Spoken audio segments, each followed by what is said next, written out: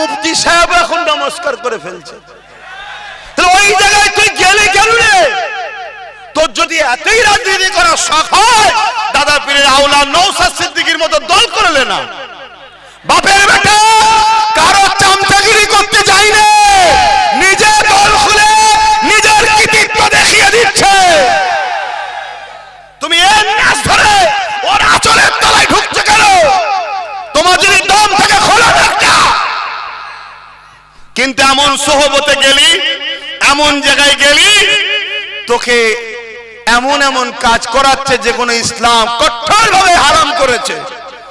আর তুই আরেকটা পীরের ঘরের ছেলে, শুধু একে বললে হবে অন্যায় অন্যায়, আর তুই এমন সোহবতে পড়লি, আরে আগুন তো হারাম রে, তুই বলছিস আমি আগুনে ঝাঁপ দিয়ে দেবো।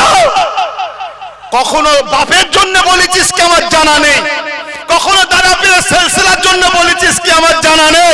জাহান্নামের পাল্লায় পড়ে জাহান্নামে ঝাঁপ দেবে বলছে। আমার বক্তব্য আমার যুব সমাজের কাছে, আমার মা বোনেদের কাছে, বাপ ভাইদের কাছে, সংসার করো, আল্লাহ রসুলকে ভুলে নয়। কারবার করো, যে কারবার তোমাকে আল্লাহ রসুল থেকে দূরে সরাবো, ওই কারবার বন্ধ করে দাও। তাতে দরকার হয় রোজা রাখো, পানি খেয়ে বেঁচে থাকো। শুনছো আমার ভাইয়েরা, দুনিয়ায় এক জায়গায় হয়েছি, জান্নাতে একসাথে থাকার আশা আছে না নাই? হাত তুলে সাক্ষী দাও, আসে না নাই?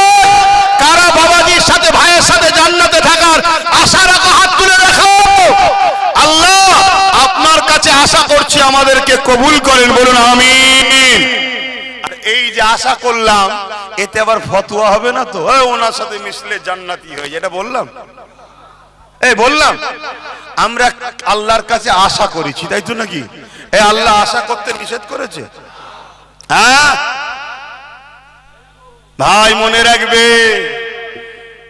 ইউনূস আলাইহিস সালামও ডেকেছিল এইদিকে আয়, ইব্রাহিম নবীও ডেকেছিল এদিকে আয়।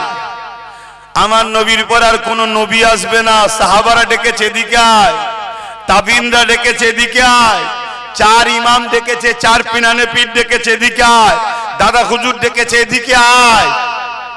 তাদেরই রাস্তায় চলে আপনাদের ডাকছি, এদিকে আসেন। কথা মাথায় ঢুকছে? সেদিন অনেক লোক বলেছিল দাদা হুজুরের দিকে গেলেই কামিয়াবি হয়ে যাবে। তৎকালীন সময় অনেকে টিটকিরি মেরেছিল।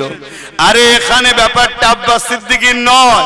আব্বাস সিদ্দিকী ডাকছে ইনসাফের পক্ষে, মানবতার পক্ষে, জুলুমের বিরুদ্ধে, চুরির বিরুদ্ধে, ঘুষের বিরুদ্ধে, অত্যাচারের বিরুদ্ধে, নেশার বিরুদ্ধে।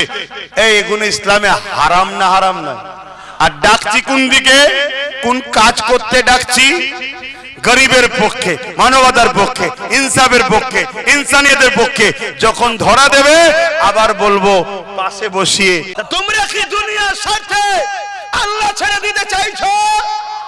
তোমরা কি দুনিয়ার স্বার্থে নবী ছেড়ে দিতে চাইছো? তোমরা কি দুনিয়ার স্বার্থে জান্নাত ছেড়ে দিয়ে জাহান্নামে যেতে চাইছো? আজকে দলীয় স্লোগানের নামে স্লোগান দিচ্ছ কেন? মুসলমানের বেটা, ধর্ম যার যার, উৎসব সবার। এই স্লোগান আমাদের জন্য হালাল না হারাম? তাহলে এমন দল করতে যাচ্ছি যে দলের স্লোগান দিতে গিয়ে ঈমান চলে যাচ্ছে।